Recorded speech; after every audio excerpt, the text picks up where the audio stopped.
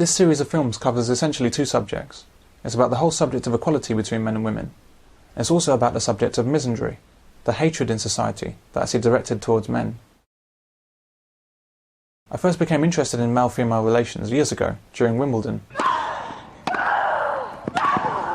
And also because of the classic quiz show, The Krypton Factor.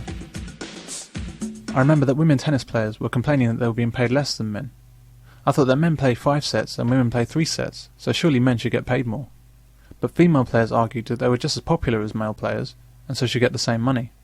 So I thought, why not reduce men's tennis to the best of 3 sets, so that it was fair, and then pay both sexes equally? But the women didn't suggest that. They just argued to be paid the same. What this showed me is that women were complaining about a situation, not really to achieve fairness, but instead to achieve a better deal for themselves. Now men and women do get the same prize money at Wimbledon. This was $700,000 in 2007. Equality has finally caught up with the home of British tennis, was the way one news source put it. But if this is equality, why do men have to work harder for the same reward?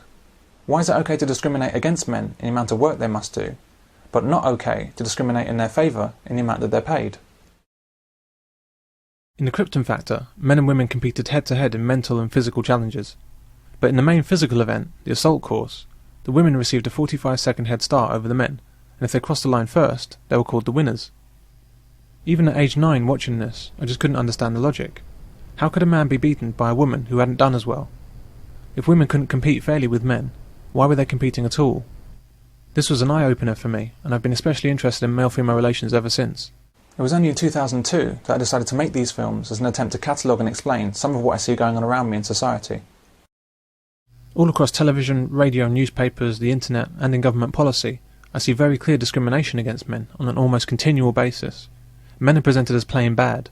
Men are portrayed as evil, criminal and abusive, or else pathetic and unnecessary.